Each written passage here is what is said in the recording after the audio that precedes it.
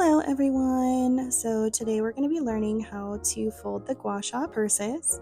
So we're just going to start by making sure we have the correct side facing up, which is going to be the side with these little lines on it.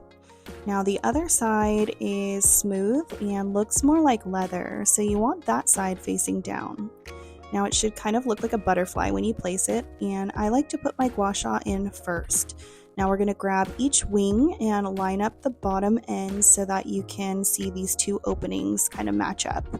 And we're going to loop the handle in through the bottom opening and up and out through the top opening. It takes a little bit of adjusting, so you want to kind of wiggle it back and forth until you can pull it all the way through.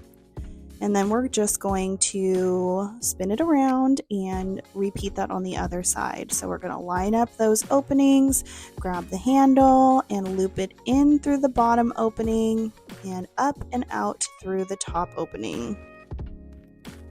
Then we're just going to continue to adjust it until you feel like you have it kind of perfect.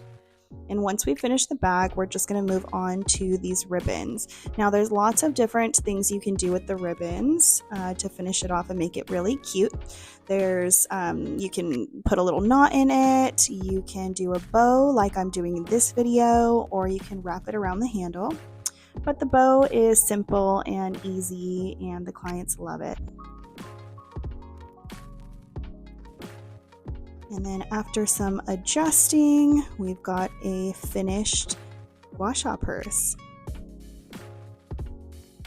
I love these bags and the clients love them also, so I hope this helps you put yours together. See you next time.